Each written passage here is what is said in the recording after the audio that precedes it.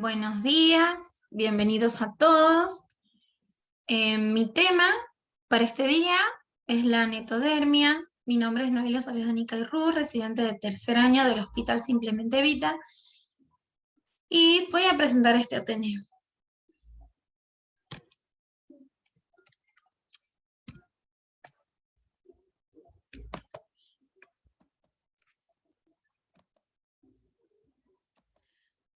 Como una organización de este Ateneo, voy a comenzar con la presentación de la enfermedad, la clasificación, la historia natural. Vamos a ver que hay distintas teorías, la epidemiología, la clínica, diagnóstico, tratamiento, y les voy a dar un pequeño caso clínico. Bueno, la anetodermia también es denominada atrofia macular y se engloba en el grupo de alteraciones del tejido conectivo, y su nombre deriva de la palabra anetos, que quiere decir laxo, y dermia de piel, digamos. El término fue utilizado por primera vez por Jadassohn en 1891 y su presentación es poco frecuente. Es un trastorno elastolítico raro y se caracteriza por áreas circunscriptas de piel flácida, que suelen ser deprimidas o constituir herniaciones del tejido subcutáneo. Las lesiones generalmente miden entre 1 a 2 centímetros con piel arrugada que recubre una depresión palpable. Estas pueden ser planas, elevadas o deprimidas, del color de la piel, o también pueden ser de color blanco azulado. Las lesiones de anetodermia se encuentran con mayor frecuencia en el pecho, la espalda, el cuello y los brazos, pero cualquier sitio puede verse afectado. Y es importante destacar que no se relaciona con los folículos pilosos.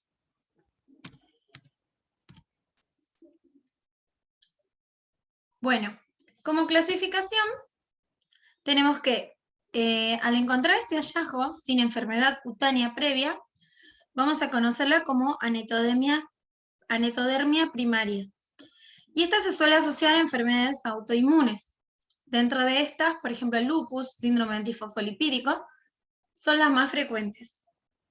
Su patogenia es desconocida, pero existen mecanismos inmunológicos que cumplen un rol importante en la elastólisis de la dermis. En el pasado se clasificaban en el tipo de Jadassohn-Pellizzari cuando existían signos de inflamación previa, y de tipo Schwenninger-Bussy cuando este estaba ausente. Pero hoy en día esta clasificación no tiene significación, ya que ambos tipos pueden coexistir en un mismo paciente y comparten la misma histología, por lo que se considera únicamente de interés histórico. Recientemente, el descubrimiento de los anticuerpos antifosfolipídicos permitió la incorporación de un nuevo concepto etiopatogénico, que permite diferenciar las anetodermias idiopáticas de las asociadas a estos anticuerpos. También tenemos la anetodermia secundaria, que ocurre en el sitio de otras afecciones cutáneas no relacionadas, que incluyen infecciones como varicela, sífilis, previas a tumores, pilomatrixoma, plasmacitoma. También tenemos el linfoma de células B y xantogranuloma juvenil, por ejemplo. También puede ser el caso de hemangiomas infantiles y afecciones de la piel inflamatorias como acné, granuloma anular. Es importante destacar que ambas formas de anetodermia pueden estar asociadas con enfermedades sistémicas, como la enfermedad de Lyme, borrelia, lepra, infecciones por VIH, infecciones autoinmunes asociadas al lupus, enfermedad de Graves, Addison, síndrome de Sjögren.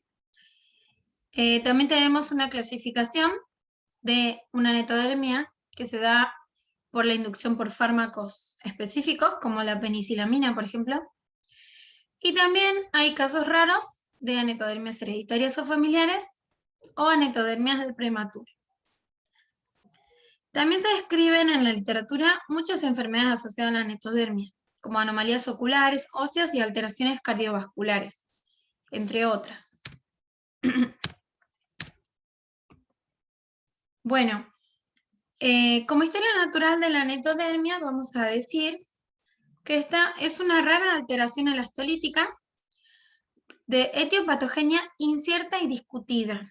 En el año 1970, primero, Edelson y Grupper, y posteriormente otros investigadores como Kosar y colaboradores, demostraron la participación del sistema inmune en esta enfermedad, pero no pudieron justificar la asociación de esta alteración y la lesión clínica de la anetodermia.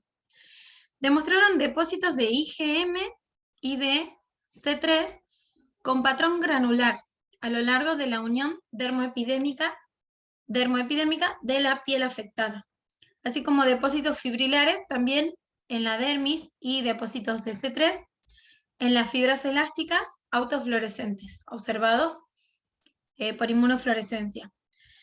Entonces se ha especulado con la posibilidad de que los depósitos inmunológicos en la dermis o dentro de las paredes de los capilares afectos podrían ocasionar isquemia y esto desencadenar una degeneración de las fibras elásticas.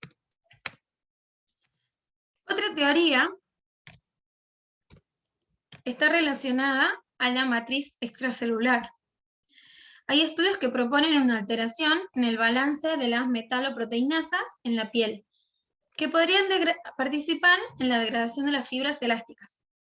Esta teoría se refiere a un aumento de progelatinasas de tipo A y B. Recordemos que la matriz extracelular está formada principalmente por los glicosaminoglicanos, proteoglicanos y glicoproteínas, organizados en entramados diversos que constituyen las diferentes matrices de todos los tejidos, siendo el colágeno, proteoglicanos y ácido hialurónico los principales componentes de esta matriz. Las proteínas estructurales más abundantes van a ser el glucógeno y la elastina. Perdón, el colágeno y la elastina. Recordemos que la integridad de la matriz extracelular requiere el balance entre la cantidad y la actividad de las enzimas proteolíticas encargadas de la degradación de la matriz. Las más importantes pertenecen a las familias de las metaloproteinasas de la matriz, MMP, que tienen al menos 17 miembros, y se clasifican según su sustrato predominante en colagenasas, gelatinasas, estreptomielainasas y metaloproteinasas. Estas enzimas tienen la propiedad de degradar algún componente de la matriz extracelular y son inhibidas por agentes quelantes, secretados en forma latente, denominados inhibidores tisulares. Estos inhibidores tisulares específicos de metaloproteinasas, también llamados TIMs, vamos a decir que forman complejos no covalentes con las metaloproteinasas latentes o activas, y de esta manera inhiben su actividad o su activación. Estos TIMs son proteínas multifuncionales, que además de su función de inhibidores, también cumplen funciones de factores de crecimiento, como TIM1, TIM2 y TIM3. Estos TIMs, bajo condiciones fisiológicas, las células no producen TIMs, pero en cambio bajo condiciones patológicas su expresión está determinada por numerosos factores como células inflamatorias y tumorales, citoquinas, factores de crecimiento, estímulos físicos y estímulos químicos. Y también se han propuesto que los anticuerpos antifosfolipídicos desencadenarían una isquemia tisular y o una respuesta inflamatoria que generaría aumento en la expresión de gelatinasas y disminución en la expresión de sus inhibidores, originando esta elastólisis. La presencia de microtrombos en algunas de las biopsias sugiere la isquemia como desencadenante de este fenómeno. Algunos autores han propuesto un estudio detallado de la coagulación en los pacientes que padecen anetodermia. Y otro mecanismo posible también es el ataque inmunológico contra las fibras elásticas, producto de una reacción cruzada entre la beta-2 glicoproteína 1 con epítopes de aquellas. Esto se apoya también en la presencia de depósitos inmunes alrededor de las fibras elásticas visibles en la inmunofluorescencia de algunos pacientes.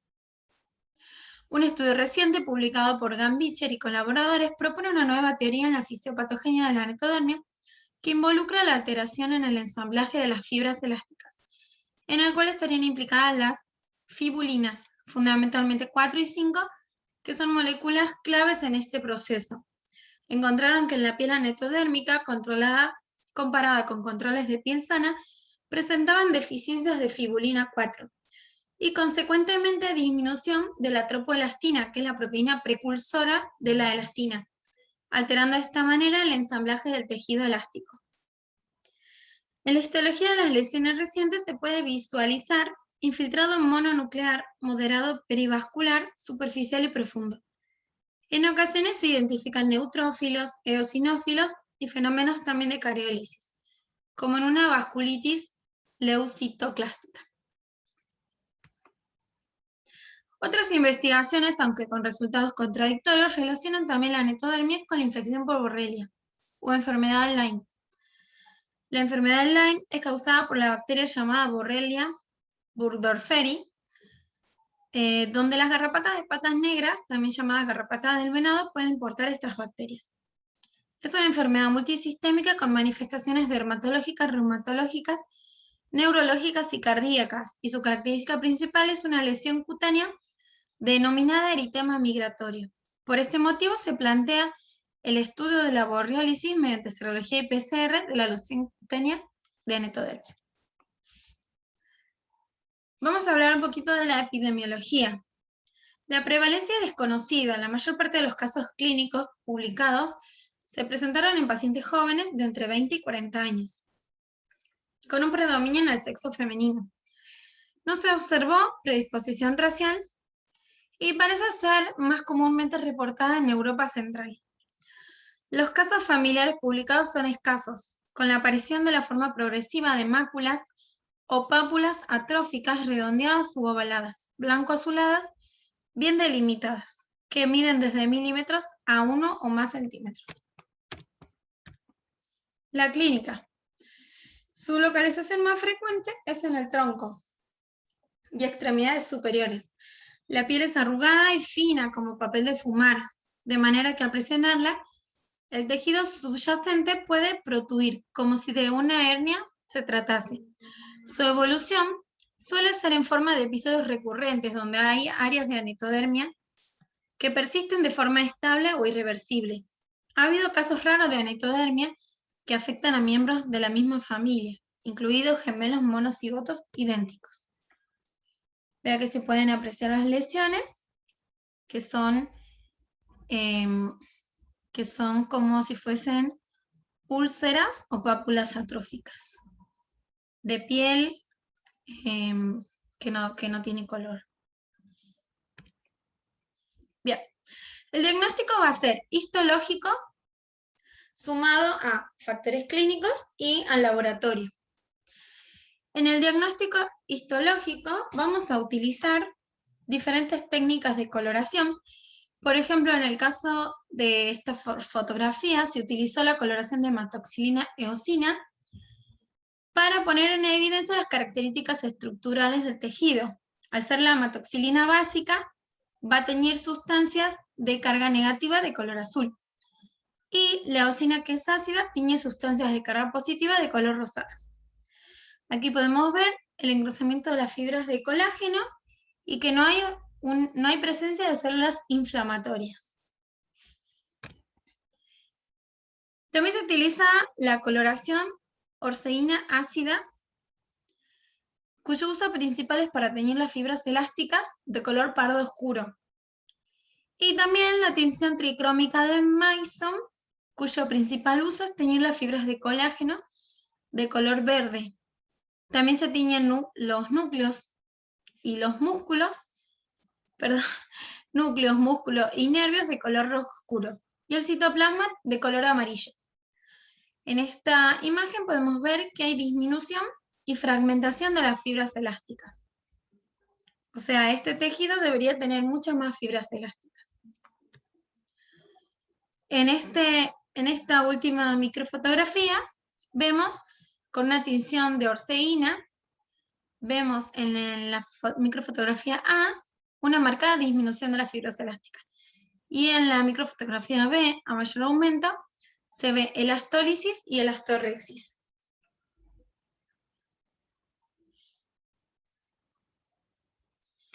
Bien, la importancia de este estudio es que podemos apreciar la importancia del estudio histológico, ya que sugiere que la alteración fundamental es una elastosis focal, es decir, una pérdida focal o completa del tejido elástico en la dermis papilar y o reticular media asociada a un infiltrado perivascular inflamatorio, probablemente siempre presente en los estadios iniciales.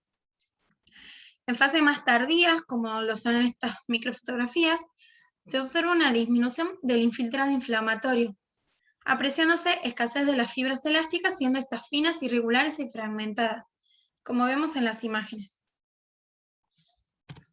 Bien, el diagnóstico de esta enfermedad es fundamentalmente clínico, debiéndose realizar el diagnóstico diferencial con otras alteraciones cutáneas, excluyendo cualquier posible causa y confirmándose posteriormente con el estudio histológico, por lo que se recomienda una historia clínica detallada y exploración física por aparatos completa del paciente. En cuanto al laboratorio, se puede utilizar la inmunofluorescencia directa, que recordemos su utilidad para encontrar un antígeno específico en células o tejidos, utilizando la especificidad de los anticuerpos por el antígeno. De esta manera se dirigen marcadores fluorescentes y se pueden detectar así las moléculas dianas. En el caso de esta enfermedad, pueden hallarse depósitos lineales o granulares de inmunoglobulina, IgG, IgM y a veces IgA, y complemento, especialmente C3 y C1q, a lo largo de la unión dermoepidémica o alrededor de los vasos sanguíneos de la piel afectada. Pero es importante destacar que es un hallazgo inconstante, o sea, no siempre se puede encontrar esto. En esta imagen vemos la pérdida de fibras elásticas autofluorescentes en la piel lesionada.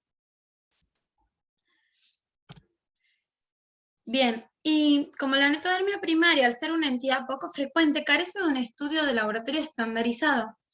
Además, debido a la gran cantidad de posibles asociaciones con diferentes alteraciones y la importancia de descartar una netodermia secundaria, creemos conveniente la elaboración de un protocolo de actuación donde las pruebas de laboratorio que se aconsejan van a ser bioquímica con función hepática, hemograma, eritrosedimentación, estudios inmunológicos, estudiando la presencia de anticuerpos, ANA, ENA, antifosfolipídicos, C3, C4, estudio de la coagulación, determinando niveles de antitrombina 3, homocisteína, actividad de las proteínas C y las proteínas S, serología de Borrelia, PCR de las lesiones, serología de sífilis, hepatitis B, HIV, estudio del perfil tiroideo, biopsia excisional y biopsia en fresco para inmunofluorescencia directa.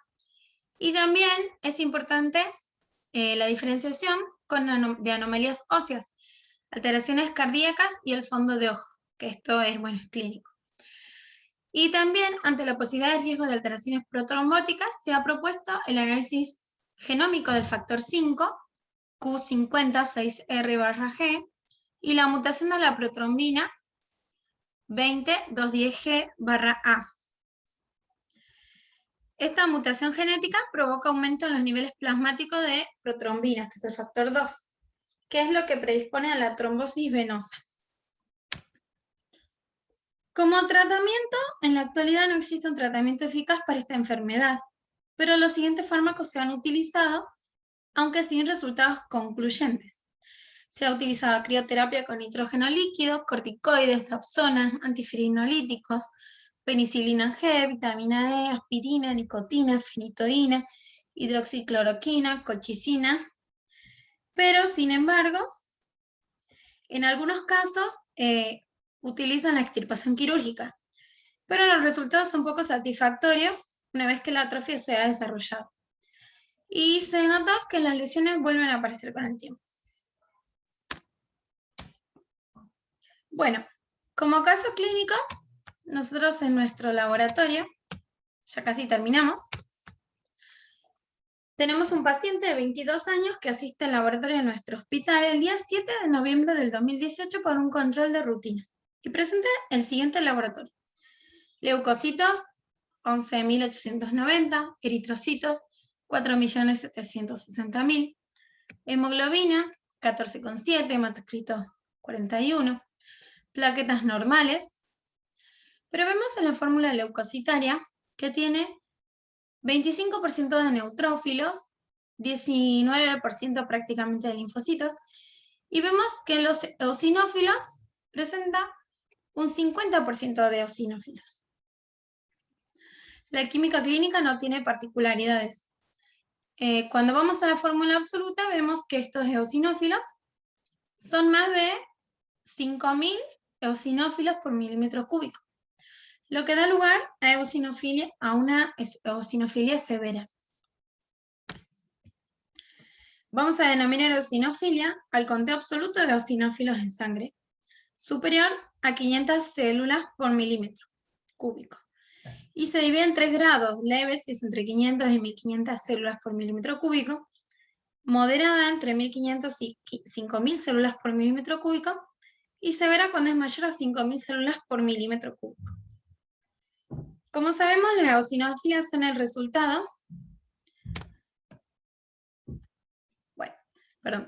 El paciente asiste nuevamente el 14 de noviembre del 2018 para repetir muestra, y posteriormente en otras oportunidades, sin que estos valores varíen. Los leucocitos ligeramente aumentados, teniendo una cantidad de eosinófilos prácticamente siempre del 50%.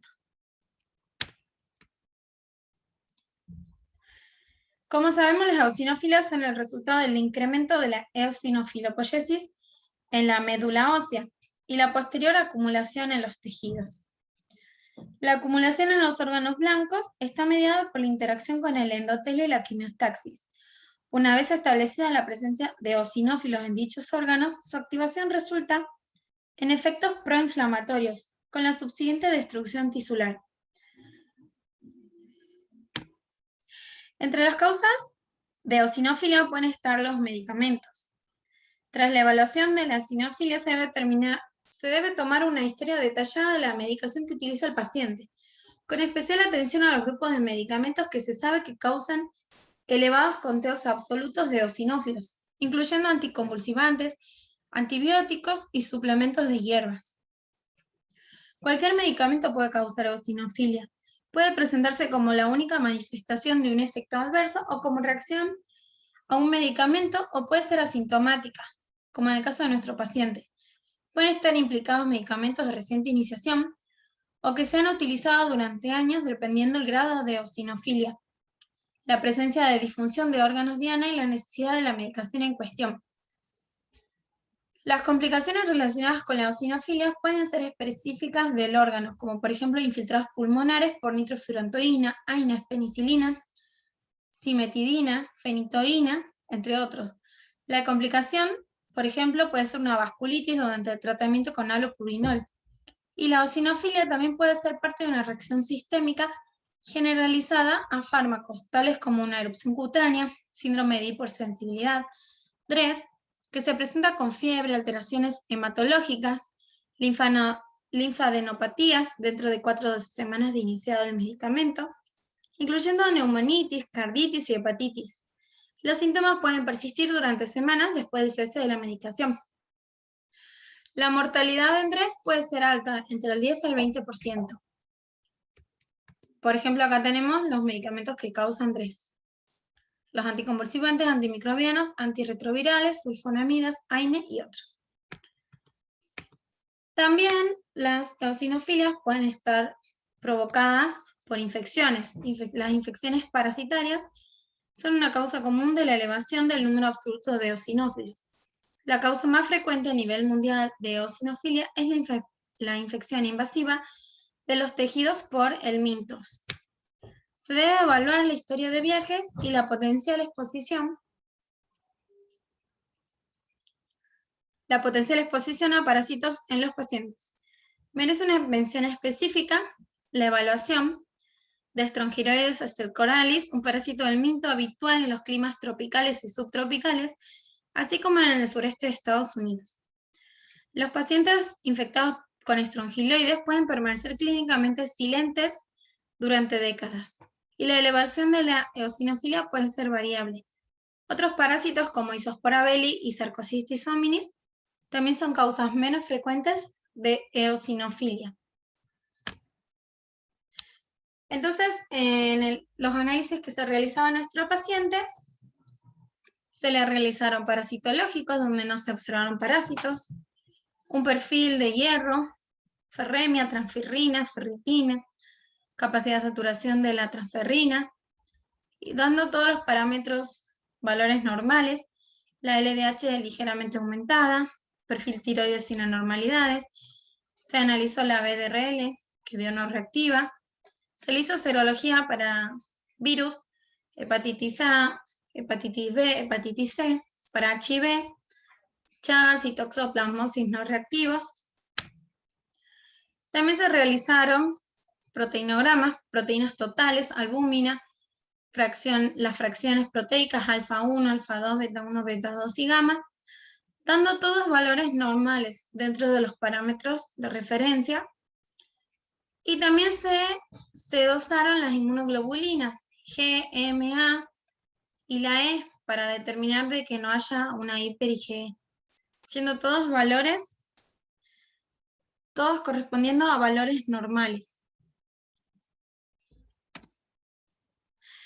Por lo tanto, vemos que nuestro paciente, el análisis de parasitológico es negativo, hiper IgE no tiene, enfermedades pulmonares como granulomatosis eosinofílica tampoco tiene, en las radiografías y diagnóstico por imágenes no se observa nada anómalo, el paciente no contó que tenga cirugías previas ni tratamientos con medicaciones crónicas.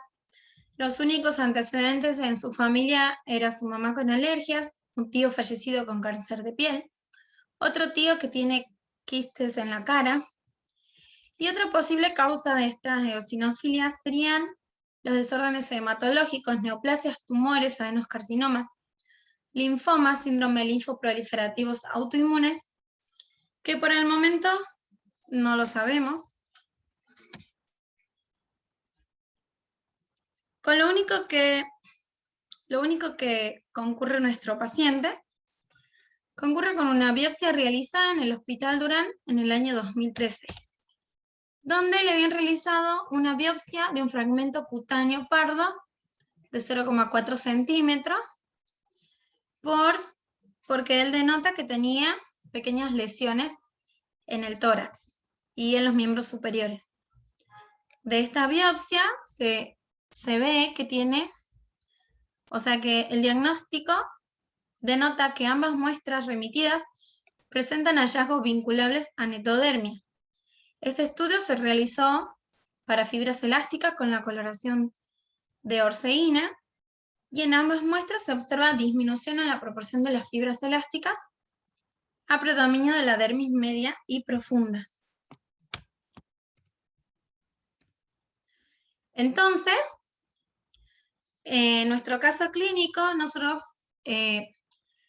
pensamos que esta eosinofilia puede estar relacionada y dar lugar a esta netodermia, que esta netodermia sería secundaria a esta eosinofilia, o que esta netodermia puede ser primaria y dé lugar a la eosinofilia, pero sin embargo no sabemos cuál es la causa principal de la eosinofilia tampoco.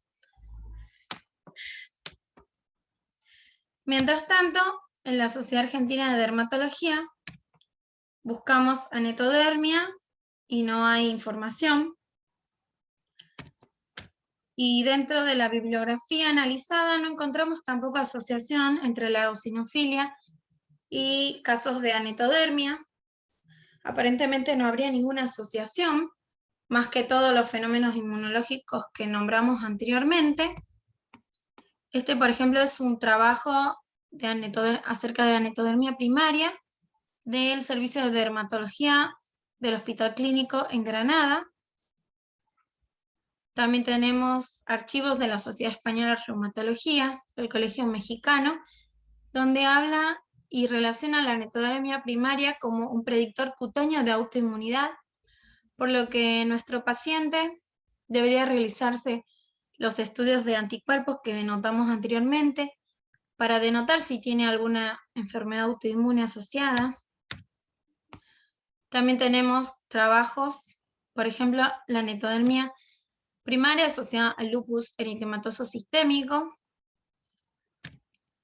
y también asociadas a pacientes VIH positivo.